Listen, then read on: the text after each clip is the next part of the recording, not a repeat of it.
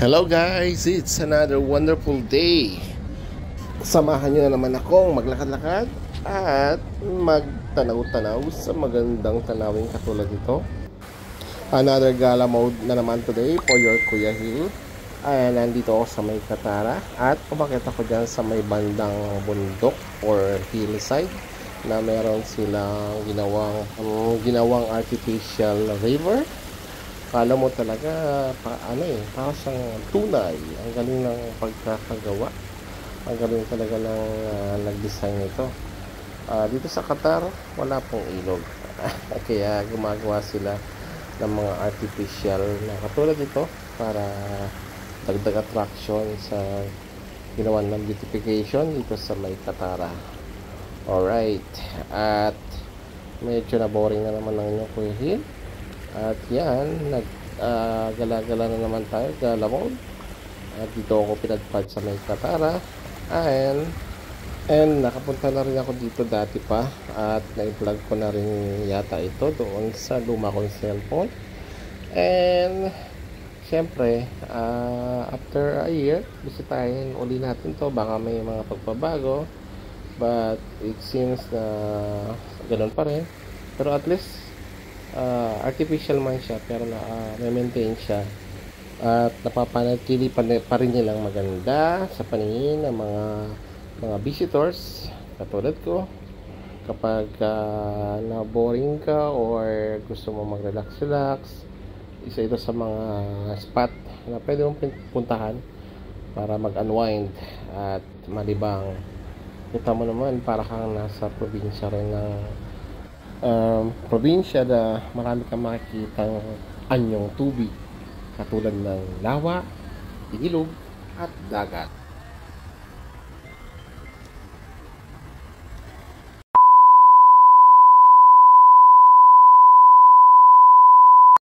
At di ko alam kung ano nangyari sa ibang video ko at bigla na lang nagkaroon ng transition. Napunta ako sa ibang lugar, and this place is at Kanat Quarter na matatagpuan din sa Pearl, Qatar. At nakikita nyo, yan, napakarami pong tao at nag-enjoy din silang mag-overlooking sa ganitong klaseng lugar o pasyalan na ang concept ay galing sa Europe. Imagine mo ba naman pag ganyan-ganyan ang makikita mo, parang hindi mo maiisip na nasa Qatar ka. So, ayan, may selfie. And, siyempre, dinadab ko na lang po itong video na to. Kasi nga po, hindi tayo makapagsalita dyan masyado. Maraming tao sa paligid at medyo mahihain pa tayo kahit matagal na tayo nagbablog. Kaya, dab-dab lang natin. And, tuloy-tuloy lang po tayo. Tingnan nyo naman yung kanyang scenery, ang kanyang view, at talaga namang may enjoy mo yung mga nakikita mo at nakaka-unwind talaga pag napamasyal ka sa ganito gandang lugar. And yan, sa mga nakatira dyan ay siyempre luxurious apartment yan. So yung mga nakatira dyan, expect nyo na may mga gandang trabaho dito sa Qatar. At yung iba mga turista. So itong Kanat Quarter, located nga yan sa Pearl of Qatar or Qatar Pearl. Mga 20 to 25 minutes away lang doon sa tinitirhan ko. Kaya madali rin siyang puntahan at pasyalan. And isa yan sa mga talagang attraction dito sa Qatar. Yung ganyang klaseng structure, yung buildings, tapos may river style pa. Actually, ano po yan, salt water yan, connected yan sa dagat. At sa ganyang ginawa ng design, ginaya na sa Europe. Meron po diyang mga dumadaan ng mga boat, ano ba tawag yan? Speedboat, small boat, whatever. Ayan, katulad yan. Yung dumarating na yan, ang pagkakaalam ko, pwede kang sumakay dyan na magbabayad ka ng at least 50 riyal At itutur ka o iikot ka dyan sa Khalid Quarter, around maybe 15 to 30 minutes. Hindi ko po sigurado, pero someday sasakyan din natin yan para ma-experience din natin. At for the meantime, tingin-tingin muna tayo at sana all ka na lang talaga.